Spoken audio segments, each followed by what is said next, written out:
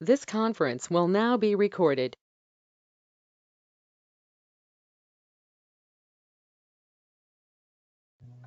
All right, hi everyone, and welcome to today's episode of the NSHSS Global Student Voices series.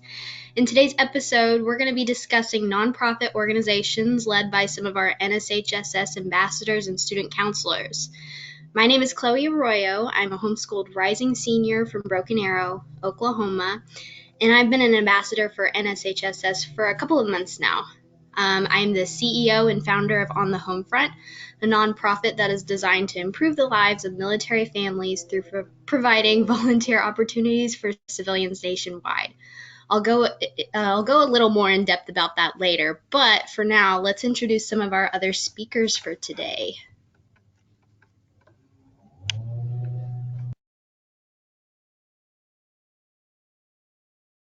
Hi everyone.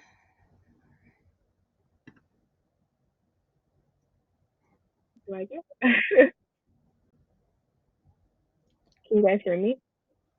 Yes, we can hear you. Hi everyone, my name is Abner Matsinat. I am a rising senior at J.M. Wright Technical High School in Stamford, Connecticut. I've been an NHSSS member in March, and I recently become an ambassador in May. But I feel like I've been here forever because everyone here is so great. Um, I'm the founder of Womental Minds, a nonprofit organization that is for women's mental health. And basically, our mission is to build basically like a safe haven for girls in high schools and talk about mental health and give them an opportunity to really connect with other students in our high school communities. Um, we really want to inspire and educate and empower young girls to take the initiative in mental health and really talk about stigma and really just give them an insight and a newfound like perspective on women's mental health. So that's really what the mental mind is really about.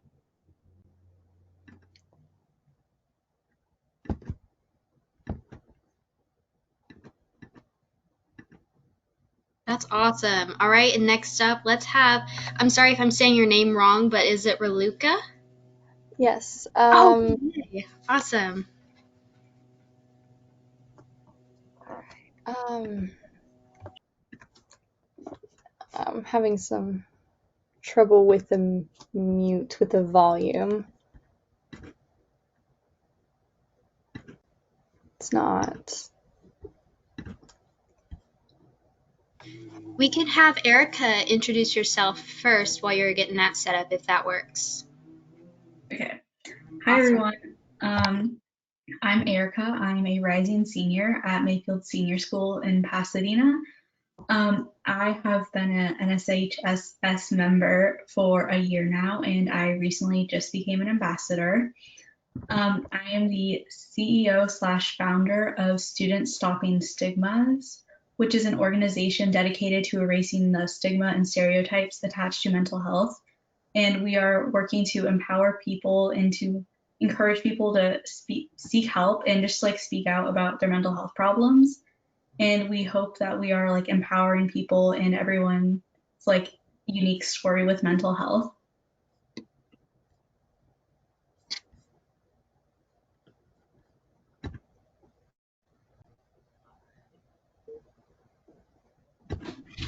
Can you guys hear me at all? Or Yes, we can hear you.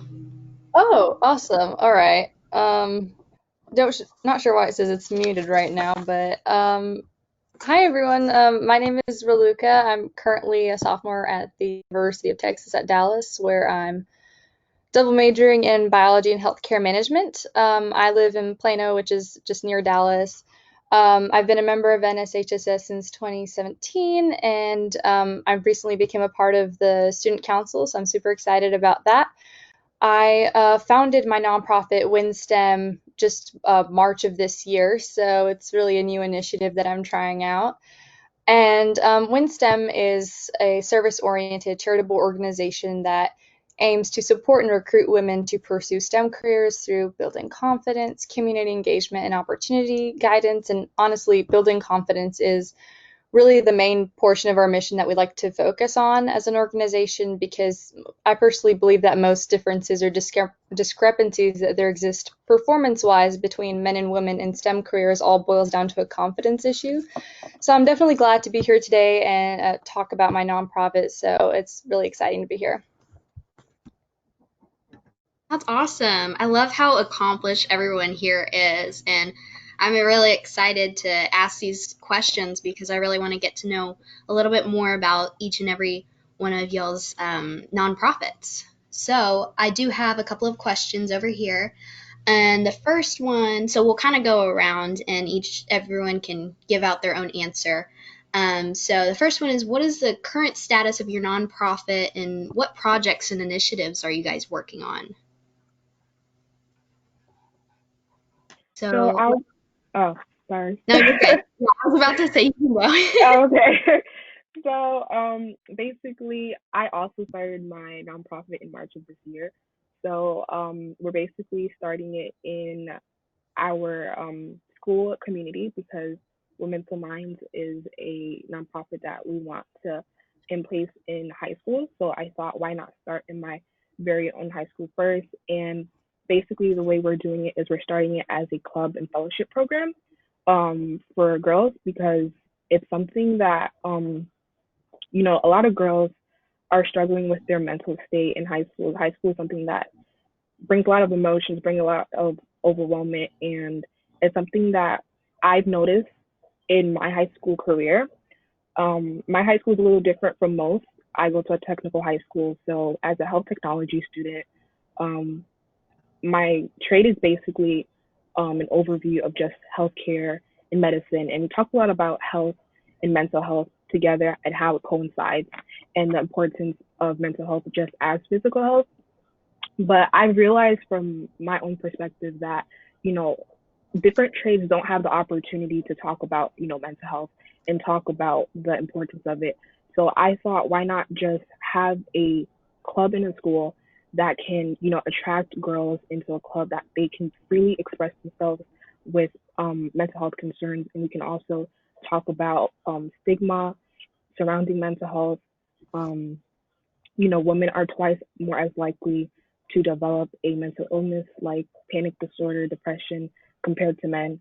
So that's really where I wanted to reach out to girls my age because as a girl myself, as a young woman, I have gone through a lot of mental health challenges myself during my high school years, and I really want to reach out to the incoming freshmen, sophomores, and even juniors, and give them a safe place to express themselves with mental health and really just talk about the daily things they go through. I think it's important to really have these discussions because as my school is becoming trauma informed, which is basically what that means is my school is becoming an environment where we address a lot of trauma that goes on with students. And basically, students can't, focus on school if they're going through things at home, if they're having mental health struggles. They can't really do well with, their schoolwork. So I think having that club in place with the curriculum that my school is trying to build is something that's going to be very beneficial to the girls in my high school. And not only that, and just bringing more conversation and bringing more attention to something that is very important, not just in school communities, but outside of school communities, and really bringing more awareness and just talking about it, and just giving the girls an opportunity to also build themselves with confidence and giving them opportunities of leadership as well.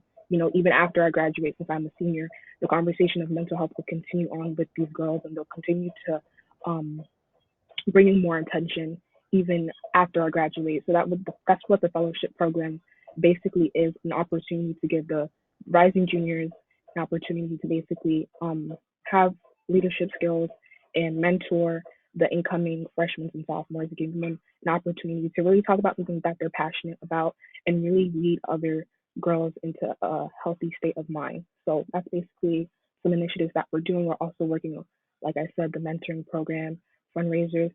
And it's kind of tricky how everything is going on with COVID-19 because we don't know if it's going to be virtual or if it's going to be traditional.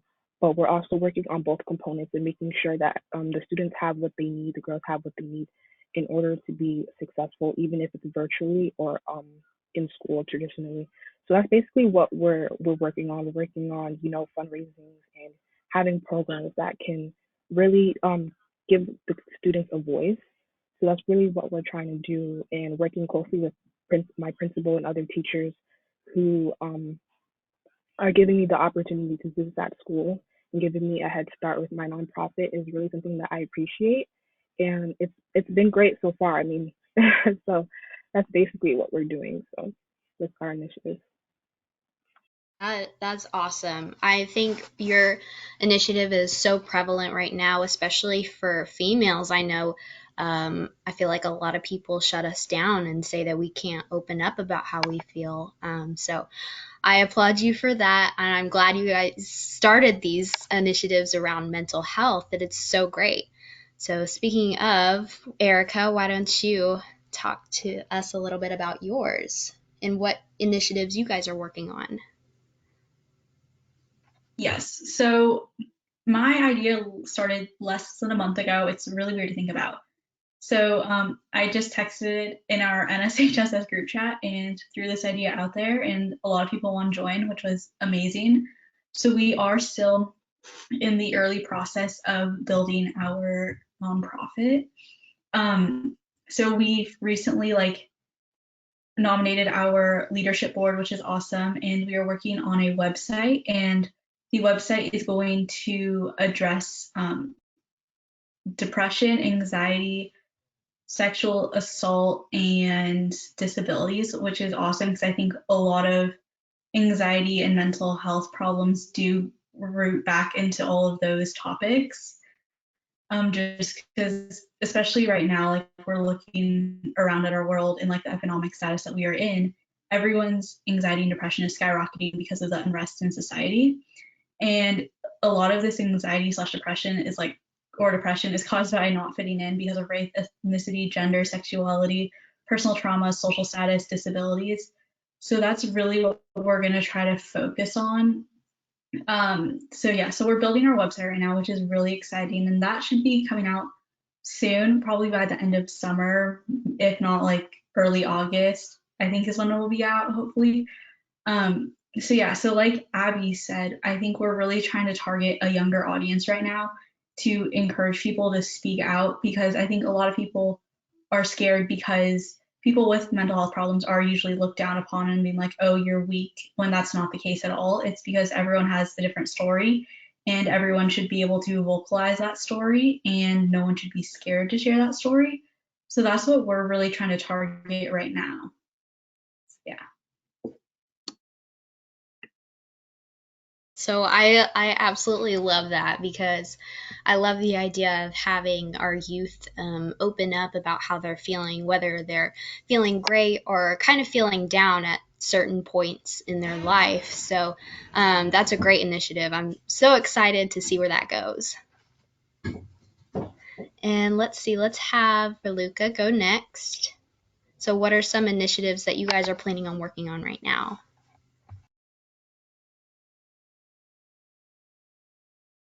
Uh-oh, we can't hear you. I'm sorry.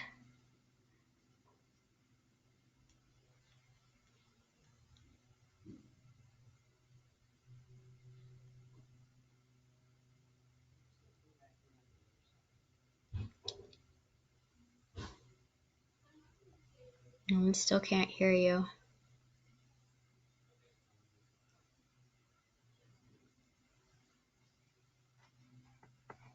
So while we're getting that technical difficulty fixed, I'll go ahead and go.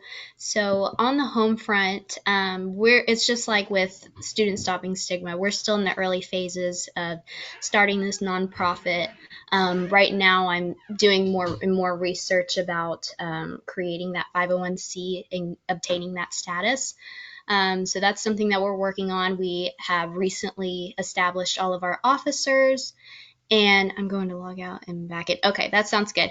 So we're going to, once we have everyone assessed, we're just gonna press forward with this organization. And what we're planning on doing is providing volunteer opportunities for any volunteers who are interested. And these types of volunteer opportunities are more on a grassroots level. So it's more towards reading to children, or providing meals for military families, those types of community service efforts. So those things are really important, and something that I grew up learning is grassroots level community service. So that's something that I really want to implement and that we're working towards for on the home front. So let's see. Okay, she's back. Oh, yay, your green mic is on. Can you see? Yeah, do you guys hear me? Yay, we can hear you. That's awesome. I didn't interrupt you or anything, did I? No, I had just finished. We're all good. Oh, awesome. Yeah, so we're currently as a nonprofit working on several projects. I'm sure you all know there's a lot of work to go into these things. So we're currently working on the website, which is a lot of fun. We're also really working on setting up a GoFundMe page. So we've been working on claiming the charity on the website because we do have status as a public charity through the IRS application for a 501c3. So we're super excited to have that, and we're just trying to get that status really fixed with, GoFundMe as well, so that we can get considered a charity with them. One of the larger initiatives that I'm working on is building a student organization to represent my nonprofit at my university. My officers and I have been meeting up via Zoom meetings, and we've been talking about what the fall semester is going to look like, especially since the pandemic and everything. So we've been working on that. I really think it's important to get this nonprofit out in the community, especially in the community that I live in currently. So I'm super excited about that, and we're just seeing how we can, make the best impact on our university through a WinSTEM organization. I think that's so awesome. You're very far ahead in your nonprofit, and I am so excited to see all of these projects unfold. All three of you guys are doing something so fantastic that I can't wait to see what continues after that. So I have another question for you guys, and it's, what inspired you to be involved in this nonprofit? So what inspired you to create it? I think for me, seeing a lot of women taking charge in what they're passionate about is something that has inspired me. I am involved with several organizations that are women led, and it's great to see women taking initiative and taking charge and really being in the forefront of, social change. And it's inspired me to do my own nonprofit. My nonprofit idea actually came from an organization that I was with. We were working on a project, and that's how my idea developed, was with girls surrounding me and just having feedback and having that connection and really just growing together and creating projects. So that's how my nonprofit started, as a, like I said, as a health technology student, um, learning a lot about, healthcare, and learning a lot about, your mind and your body and how the two are related and correlated is something that I've noticed, I've learned, but I haven't seen reciprocated into society. I haven't seen people really taking note of mental health as much as I would like to see. So that also motivated me to create Momentum Minds and to seek out a conversation, just to seek out talking about mental health and really bringing awareness, because mental health is just an aspect of health that really focuses on your emotional well being, your psychological well being. And it's something that's really important that people really don't take enough action about. And having a school that talks about these things, being in a trade, being in an environment where I can talk freely about mental health and really, really learn about it and really, um, you know, start and create a passion from within about mental health is something that inspired me. And having my co-founder, her name is Rizwana Rima, being by my side is something that has really motivated me. Having teachers that, sometimes you doubt yourself when it comes to doing something as big as a nonprofit. and really thinking, can I do this? Can I really make an impact? And having teachers and having friends, people who are just as passionate as you about something and really giving you, helping you grow something like this is has motivated me to continue to just do better, to just really be a leader in my community. Mental Minds is really just a way for me to connect with girls, a way to be a sister, to be a friend to the girls in my community, and really just be there for them in a way that can help them lead to a healthier life, a healthier, relationships, coping mechanisms, just giving them a way, a path to make their own decisions in life, to, you know, define themselves the way that they want to in society, and also giving them tools and resources that teach them how to navigate into high school as a young woman, as a girl, especially the high school that I'm in, in a trade high school where you can either choose college as your pathway or the workforce. And sometimes it's overwhelming. You don't know what to go, how to choose, and if this is something that's really for you. A lot of girls, they doubt themselves because they don't see enough of women figures in the trade or the field that they want to go to. And sometimes that puts them down and it makes them, rethink their abilities to do certain things that they're confident about doing and passionate about doing.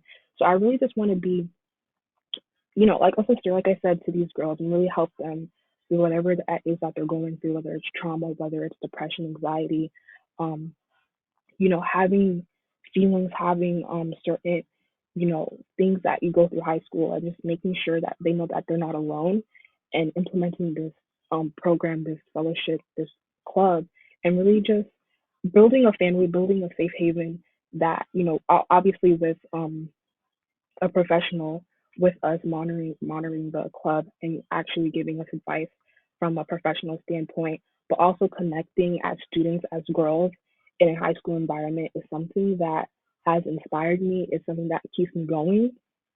And, even if my nonprofit is not, the way that because of COVID-19, everything that's happening, I still make an effort to, reach out to some of the girls that I know that are struggling with their mental health and make sure that they know that I'm there for them as a person, as a girl, first and foremost, and just, giving them a sense of, connections, because in this COVID-19 climate, a lot of people have lost the feel of, connections, that face to face, person to person connection. And it's detrimental to a lot because that's how a lot of people cope.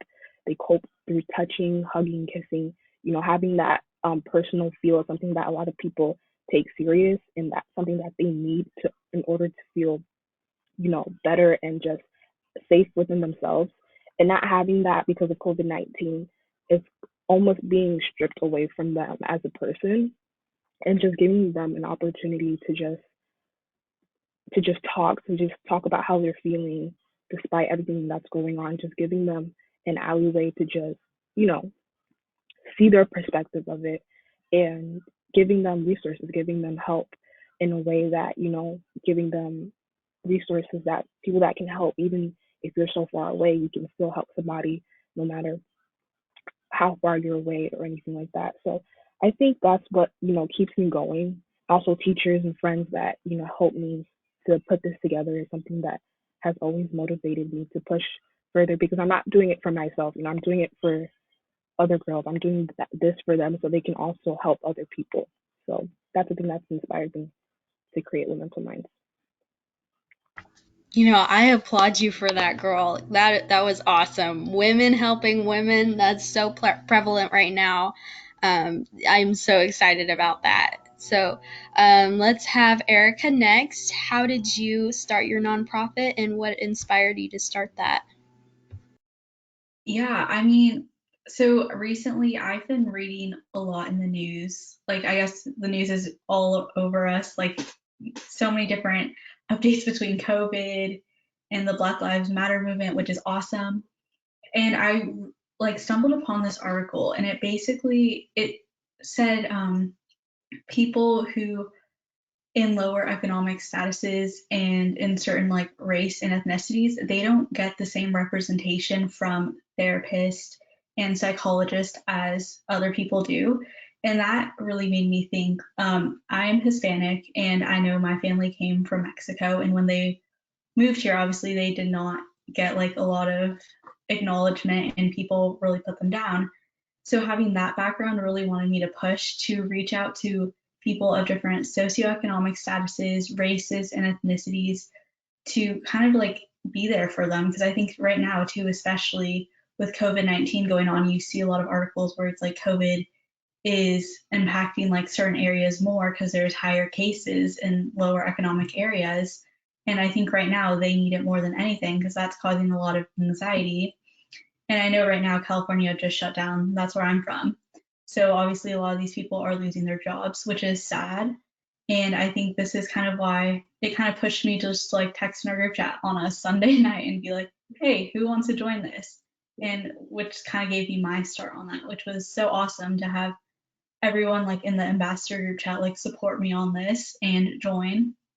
So yeah, so that's kind of how I got started, just kind of reading headlines and articles, and like it really is sad to see like certain people be put down and like not represented enough. And it honestly happens in the medical field too, which is really unfortunate, and that's something that I want to address. And especially with kids and teens, like Abby was saying, it's affecting a lot of people right now because everyone was like, okay, like your school's getting shut down. I don't think anyone expected it to be like going into the following school year. So how do people cope with that? And I think for us, our main goal right now, like I said earlier, is to allow people the outlet to be able to share their story and to be represented with mental health instead of being put down all the time. So that's kind of what gave me my start in creating this nonprofit. That from what I heard, because my internet went out for a second, so I had to reload it and everything, but from what I heard, that was really an inspiring story from your family going through all of that to turning that into a positive. And I think that's really what it's all about as a nonprofit or starting a nonprofit. You have to go through something to know what it's like and be that much more passionate about it. And motivated to start it. So that was very inspiring. So, Reluka, so what inspired you to start your nonprofit? Actually, I originally just wanted to start a student organization at my university so that I could provide some resources to students like me. I know that my freshman year, I'm currently a sophomore, but my freshman year, I sometimes struggled sifting through all of the resources that college throws at you, right? And as a pre-med student, like I had a lot of friends who were also pre-med who are also just struggling as just as much. So that kind of inspired the opportunity guidance part of the mission that I was talking about. So starting a nonprofit instead of just a student organization was just kind of a random thought that I had when I was driving home one day. So when I went home and I mentioned it to my dad, I was like, I mean, it's basically impossible, right? I'm 18. How can I mean, I can't make a nonprofit, right? That's people my age who don't, aren't like famous can't start nonprofits. But he was like, well, of course you can start a nonprofit. You just have to do it, right? So that was once I decided to give it a try, I started to craft a mission statement for my nonprofit, and that's when it ended up becoming a little bit deeper than just providing opportunity guidance. I started to think about my experience as a woman in STEM, and I know that growing up and going to high school and everything, it was kind of a struggle being a woman who does pursue STEM, especially since I was originally born in Romania, so the first basically through my first until high school career, basically. I struggled with the language, and it was, an entirely different process. And I know that there are just other women out there who struggle just as much and also may have the same sort of confidence struggles as well that I had when I was in high school. So, if I've gone through that experience, through those struggles, then there are certainly others out there who have struggled just as much, struggled more, and who definitely need help. So if I can help them through this organization, then I mean that's good enough for me right there. Just being able to help other people so that if they're going through what I went through, then they won't have to struggle as much as I did, and we can help them that way. So that's really how this idea was born, and that's why it's something I'm super passionate about, and I'm really excited that I did have this opportunity to create a nonprofit. That's really awesome. And I did want to ask a little follow-up question on that. Have you received or applied for your 501(c)(3) status? And if you have, do you have any advice for us who haven't quite gotten that far yet? For sure. And I did apply for 501(c)(3) status, and I'm classified a public charity by the IRS. That was one of the biggest challenges I feel like at the start of becoming a nonprofit, just because there's a lot of paperwork. I did it through LegalZoom, just because it's a lot easier for them to help you out with your application than trying to figure it out on your own. Because if there's something wrong with the application, it just becomes messy in that respect. Um, if you have them guiding through you and they'll ask you like a bunch of questions to make sure you do the right application and that you have everything answered, then it's not that difficult as difficult as it would be if you're doing it on your own. So it's definitely that part is a more difficult process, but um, ideally you just do it through someone like LegalZoom or through some other organization that has similar resources, and they'll get you through that part of it. But once you get that status, at the end of the day, you just have to make sure you're abiding by their rules and regulations, and that just takes a lot of organization, right? I keep a planner specifically for my nonprofit, and that helps with making sure, I keep the state happy, I keep the feds happy, the IRS, you know how it is. So, yeah, really my advice is just to be organized on that and really get help through organizations that have been doing this with hundreds of thousands of other applications. Well, awesome. Thank you for that advice. I know myself, and I'm sure all of everyone in here was a little curious about that because I've been doing a bunch of research on it, but I'm still trying to figure out. I'm very hesitant to go for that, but I know it's in the near future for me and some other people. So thank you for that. So I do have another question, and we'll just go around. Just you guys know the drill. So the fourth one is, what is the excuse, I'm so sorry. What is the biggest hurdle you have faced so far while establishing your nonprofit, and how did you guys overcome it? I honestly, if I'm really being honest, creating a nonprofit wasn't as much as a hassle, but I think what was more of a hassle was I guess the the um the process of it in terms of like going through how I wanted to go about it, in which way, and really just focusing on how it would affect, how would it impact the girls in my community. And also, I think, doubting myself a lot took a toll on how, like, I guess a challenge that would be for my nonprofit was just really believing in myself to the point where I'm like, I can do this. This is gonna be great. And because during COVID-19, everything's a little wishy-washy, so I wasn't sure how my principal would take it and how it would go well with our school regulations because there's certain things you can and you can't talk about. So I guess having a little bit of anxiety about how it was going to go into my school curriculum was something that was holding me back a little bit. But, having my co-founder by my side, like I said earlier, by my side, has helped me really just see that um, you just have to go for it sometimes. Sometimes it's just sometimes you just have to leave the doubts behind and just take a risk. And, just for the sake of other girls out there who are struggling, and just take a leap of faith. So I guess that's something that, held me back for a while, but having people there to support me and really just tell me, just do it, like, go ahead, don't worry about it. We're right behind you.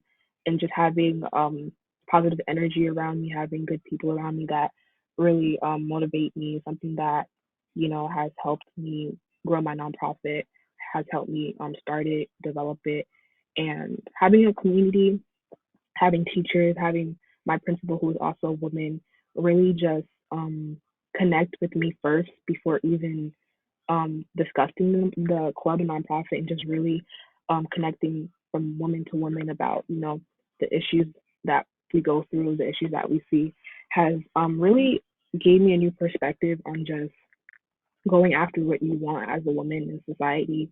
Because a lot of times we're told we can't do this or we can't do that, and we're talked over, and we're pushed down. People sometimes men steal our ideas or whatever and pretend it's their own. It's a lot of stuff that goes on for women who are in businesses, nonprofit organizations, and it's inspiring to see a lot of women taking the lead in nonprofits.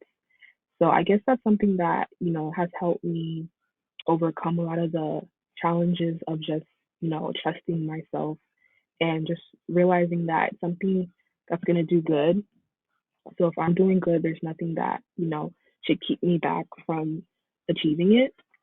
So having people, I guess, just having people by your side and just giving you, um, helping you up when you fall sometimes is just a good thing to have. But other than that, it's been a breeze. But I know later on it's gonna be a bit, it's gonna be a bit rocky. But I'm prepared for it because I have people by my side that's willing to help me get there. So Yeah, I agree. I think having a team, a strong team of leaders, is very crucial for these nonprofits that you guys have created. So I'm excited to see where that goes. And Erica, why don't you go next?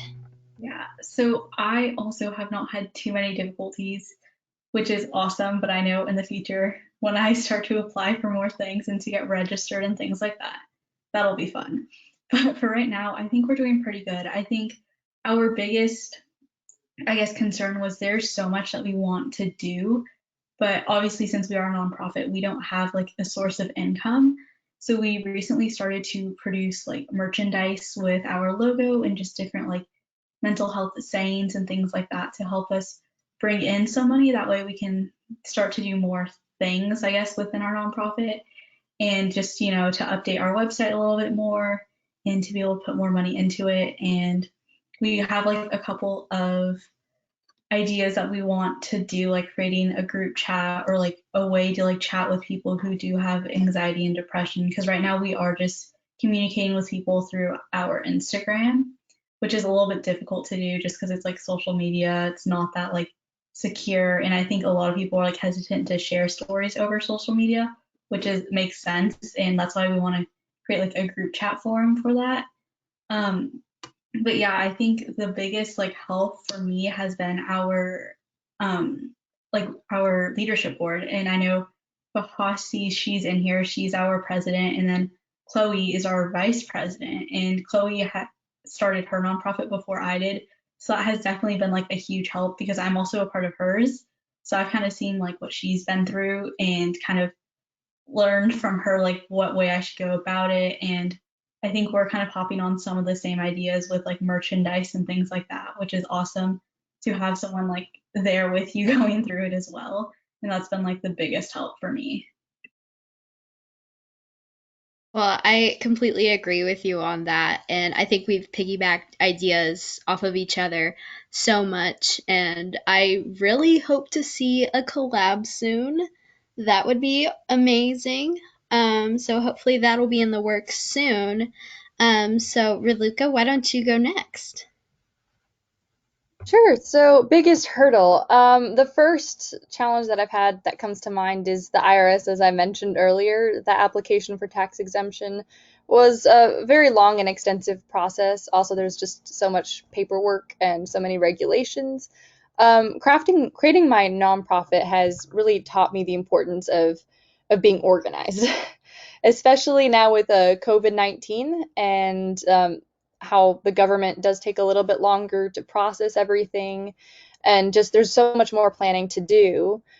Just looking at the fall semester, for instance, to for my student organization, we're planning in-person events, but for every in-person event that we have a backup virtual event just in the case that something happens, there's another wave, right? So that really doubles the amount of planning that there has to be. So it's definitely a lot more work, and sometimes it can get a little messy, right? But being organized and keeping a planner or filing away documents and paperwork really solves a lot of those problems. Beyond that, beyond that hurdle in general, right? Being brave enough to admit that there is an issue worth starting a nonprofit about is really, I think, the largest hurdle that anyone can face. Admitting that I did struggle as a young woman in STEM and that my confidence at one point was very low, even though my grades were high and I was performing well. Um, it's easy to look at someone and say, oh, this person's doing fine, they're confident, they're doing great, and then you don't really know what they're going through inside, right? So the first step is to admit that there's something wrong. I mean, I think that's like the first step to solving any problem, right? To admit that there is a problem to solve. And once that happens, the first hurdle to starting a nonprofit, starting my nonprofit, that really has been taken care of by just admitting that there is a problem and we can solve it. That is so prophetic and so true, that realizing that there's a problem in order to fix that problem, it's so true. And I feel like that's with every nonprofit, and that's something that I really went through as well. Starting on the home front was really driven through my experience as a military brat, and realizing that that was a hard time in my life, and it still affects me at times. And admitting it and realizing it was that first step for me. So I completely agree with you on that. But the biggest hurdle on the home front for me so far has been being cooped up at home and not being able to go very many places, not getting out very much, and communicating only virtually has been a really big issue for me. And that's one thing that's a reason why I've been really interested in participating in Students Stopping the Stigma, was because I have gone through a lot of mental health, and I'm sure a lot of people have, because we can't really get out due to COVID. So that's been a really big issue, and I'm trying to overcome that and get more motivated to continue working on the home front. So we have some time to talk about some unscripted questions. So if anybody has questions they're willing to ask or share, now would be the time.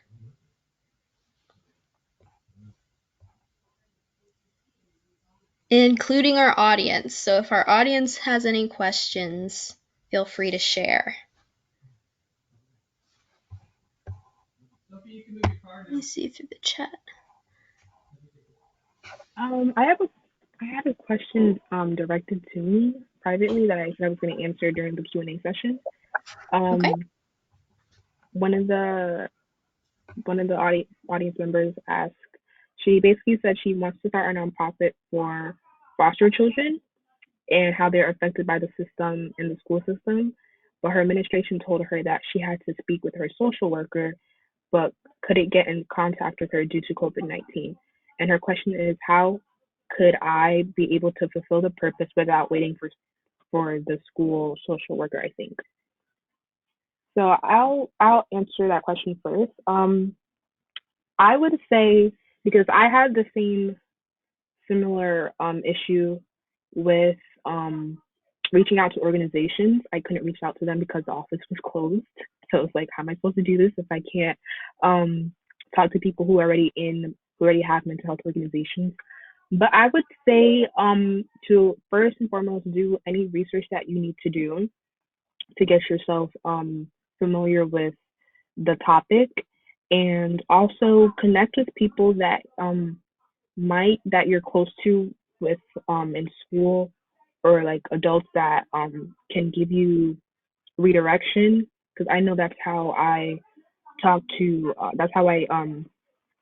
came up to talking to my principal, because I couldn't talk to other organizations. So I decided to take it upon my principal and email her, and we had a Zoom meeting. But I would also just connect. You can also connect with people outside of. Don't be afraid to connect with people outside of your community. LinkedIn is a great resource and tool to connect with social workers. I've talking to many social workers already about mental health, and they're more than happy to help. Either help you find resources or even help you um, with your nonprofit. So I would definitely connect with people. That's my advice, to connect with people outside, find resources, do research, and just connect with other people. You can also connect with people here who are starting nonprofits like us. I have a few, depending on where you live, it probably doesn't really matter because everything is virtual. Yeah, so I think that's a good idea. Yeah, and definitely keep going. Definitely don't stop because school is over. If it's something that you're passionate about, just keep going. Don't ever stop because if it's in your heart, if it's something that you're really passionate about, it won't leave you alone. You'll go to sleep thinking about it. So you might as well just do it. Yeah, hopping off of that, I think if you kind of have a group, or if you even like start a group, like just within like your own friend group, and just throw the idea out there, people will more than likely support you. I know for me, that was kind of like a little bit scary because I just texted in our like student ambassador group chat for NSHSS, and there's over like 500, or no, there's like close to 500 people, I think, maybe a little bit over. And I was just like, hey, like, who wants to join this? And people will join, they will support you. And I think, like Abby said, you just have to go for it and you just got to keep at it. I think it'll start off slow, and then I think you'll start to gain more traction and you'll kind of get your start that way.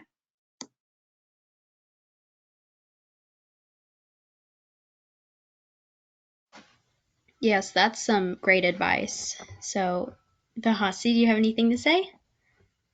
So yeah, being a president of On the Home Front and Student Stopping Stigma, the common ground that I thought for both the organizations was the trigger. So for nonprofit, you really have to be inspired or passionate about something that you have been through and something you feel is not right. So because it's not a business, we are not really trying to get like millions of dollar out of it. It's something you genuinely want to do for somebody because you have been there and you know how much it sucks. um, because talking about me, like I wouldn't be sitting here, like you would have not known who Vihasi was if you saw me like about 5 years ago. So I was in really really really bad state of mind, suicidal for 3 times, like been there done that, crazy. So what really pushed me throughout that situation was like I did not have any help. I did not have any organization that I could reach out to. And if there were organizations, they were out of my reach. And then there were no therapists, no psychologists, or anything that I could go to. Reason being, I don't want anyone around me to know because it was such a stigmatized topic that like if I talk that this is how I'm feeling, they're gonna be like, oh, why are you doing such a drama? We don't feel that way. So it's like everyone is unique, everyone has a different story, and that is something we need to value. And you cannot like judge somebody because of what you believe. So nonprofits are really like very trigger kind of a thing because you start off with zero dime, you have nothing to start off with. So it's like just pure passion. And it's just like your story, like I wanted my story to be heard. That's why I'm here. Like I said, you would have never seen me if it was 5 years ago. Um, so yeah, it's about the stories. Like you cannot compare your story or your lifestyle to somebody else. Even though you're like blood relatives or your parents, you all have different stories. And that's the unique thing about nonprofit, that that nonprofit is there because of somebody's or a group story. So there's like a backstory to it. It's not like starting a like a store because you just want to do it because you want to earn money. Nonprofit is like very much story based.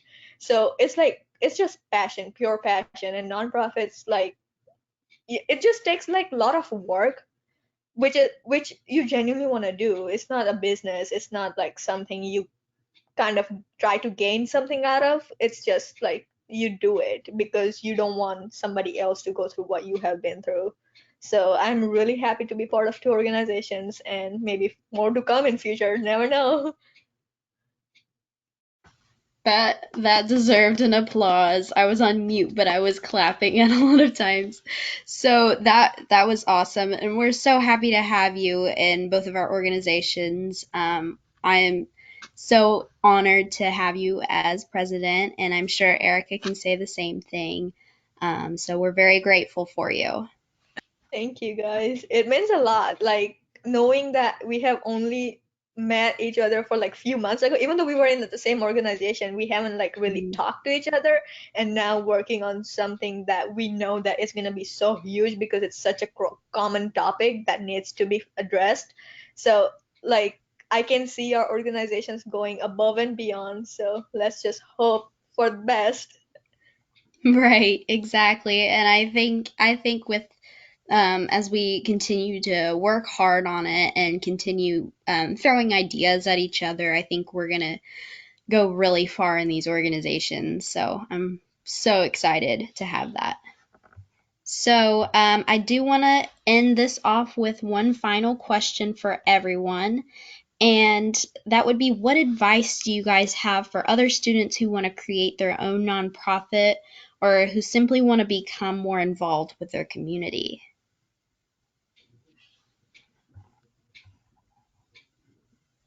Can you guys hear me? My AirPods just died. Yeah, we can hear you. Okay, good.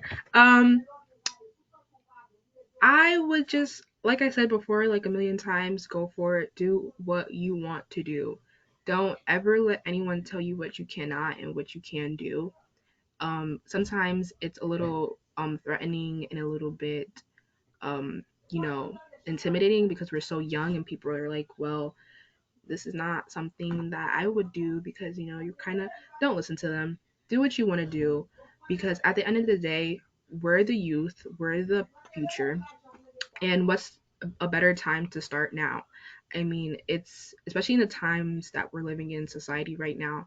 Um, Generation Z is taking initiative in every which way with Black Lives Matter, with voting, and all of these different types of things that are going on in our world right now.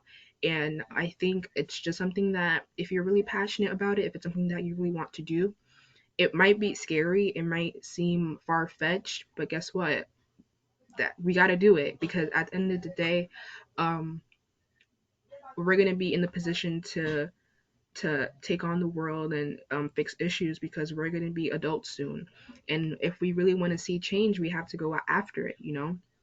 So if you want to start a nonprofit, doesn't matter what it's about. If it's about sports, if it's about cookies, I don't know, whatever you're passionate about, just go ahead and do it. Anything that, a lot of people, a lot of adults especially, they go do things that they're not passionate about and they end up miserable because it's like, what if I did this? What if I did something that I really enjoy doing?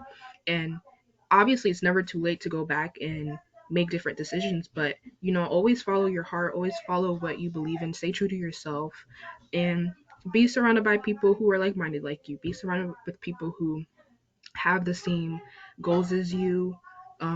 Don't, surround yourself with good people, surround yourself with, positive energy because it's something that will take you far when you have people that support you and love you and will help you with anything that you want to do, especially with a nonprofit, something like that. That's so huge. And even if you're thinking about it, that's a step, that's a step to most things in the world. Just thinking about it and, reaching out and just starting it and looking it up, researching, just doing what it is that you want to do. I mean, it's it's a lot of work. Obviously, it's hard work, but if you're passionate about it, it almost seems easy because it's like every step you take, every little celebration that you take into heart, it's like it's something that it's gonna keep motivating you. It's gonna keep, even in the midst of hardship, you're like, well, I have to keep going because I've gotten so far. I can't stop now. You keep going, you keep um reliving that passion that you have in your heart. So go for it. I mean, what's why not? Everything is just about what you want to do, what you want to see. So if you want to start a nonprofit, if you want to start a charity fundraiser for whatever that you want to do, I would say do it. Nothing's stopping you, you know. That really is great, and I think there is exactly, Abby said so much yes. So I think that's really amazing, and it reminds me, what you just said reminds me of a quote that I have from one of these motivational speakers that I really look up to, and she once said that to never fear failure, but be terrified of regret. So that's something when you're starting a nonprofit organization to always have in the back of your mind. Is this something that I'm going to regret if I don't do, or is this something that I can let slide? But for the most part, if you're going for a nonprofit organization, I would say go for it. 100%. Always go 110%. That's the most important part, so you don't have that regret, because that truly is the worst feeling, in my opinion. So, Erica, do you have anything to say about that? Yeah, I think you just gotta go for it. Like, I don't know how much like we can stress this, but for me, like I said, like I just texted your chat and then people are like, yeah, let's do it. Like it's as simple as that. And I think as long as you're passionate about it and you have a reason and you have an idea of what you want to do and where you want to go in the future, you'll be fine. And I think just emphasizing like just like go for it. Like I don't like there's not much to it for us. And I think, yeah, Abby said use the community around you. You can talk to friends, you can talk to teachers, you can start a club at your school. Or like if you're an NSHSS member, I encourage you all to apply to be an ambassador. It's amazing. And you get entered into this group chat with so many different people that you can talk to. And there are people from all over the world. And it's really just nice to have like people to lean back on and to support you. And I think once you find that group and you kind of have the idea of what you want to do, you're fine. Like you can just go for it. Yeah, like Erica mentioned that she just texted in the group and it all started. Like I remember texting Erica on her private chat that, hey, what we need to do, like I'm really passionate about it. I have a story, just let me know what we need to do. And we got started. Like nonprofits are kind of like very spontaneous. It's not something you are investing into. And I mean, you are investing yourself, but not financially wise. So you don't need to like, hey, I need like $10,000 to start off. Nonprofit is just like, I am passionate. I'm gonna do it kind of a situation. So like Erica said that we started this, like we had no clue this was coming about a month ago. And then now we have our logo, we have our name, we have our merch, like it's going good. All we need to do is register it, and then it's like it's here, like I always wanted to do this, but the thing with my ideas were I just moved to Texas last year. It was my senior year, graduated. So it was like I was like, okay, let me hold off, I can do this when I go to college. And Erica came by and she was like, no, you're waiting too long, I'm here. So here we are.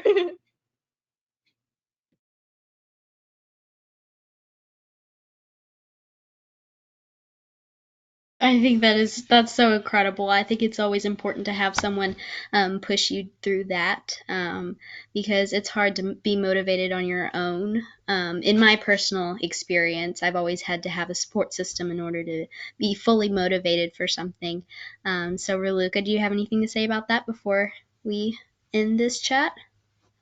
For sure. And the first piece of just general advice I'd give is to first find off what you are passionate about. Starting the nonprofit itself isn't the hardest part, in my opinion, especially if you've got, again, the community around you to help you out, or you have resources. But really, you first have to have that something, that passion towards something. It's more important than anything else, right? There's no point in starting a nonprofit you won't end up loving or caring about 2 weeks later. I mean, that's just the whole point of it, right? Everyone has something that they love to do, and or really some issue that they feel is important or needs to be resolved. And even if you want to just get involved in your community, right? First, find that one thing that touches you, that is so important to your heart, and then the rest is just about reaching out, talking to people, and being proactive when the opportunity does come around. So that's just about it. That's great. And let's see. I just got a message from Abby.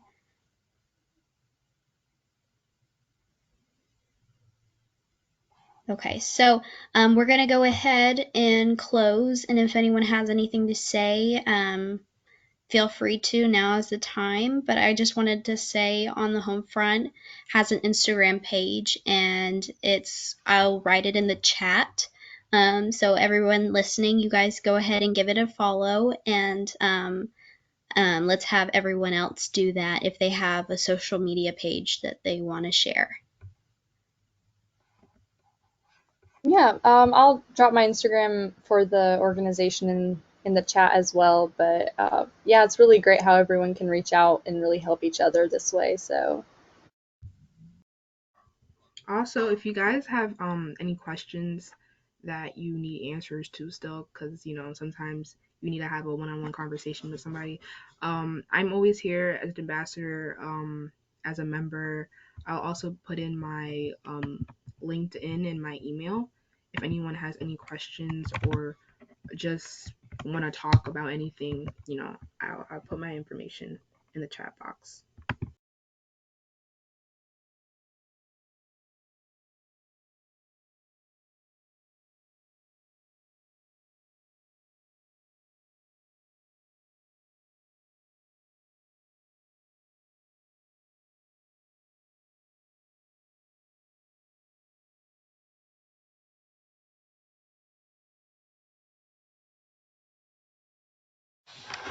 All right.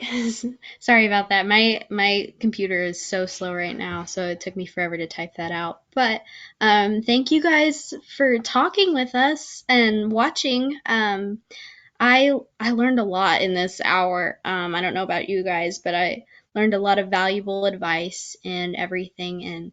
And thank you guys for chatting with me today. No problem.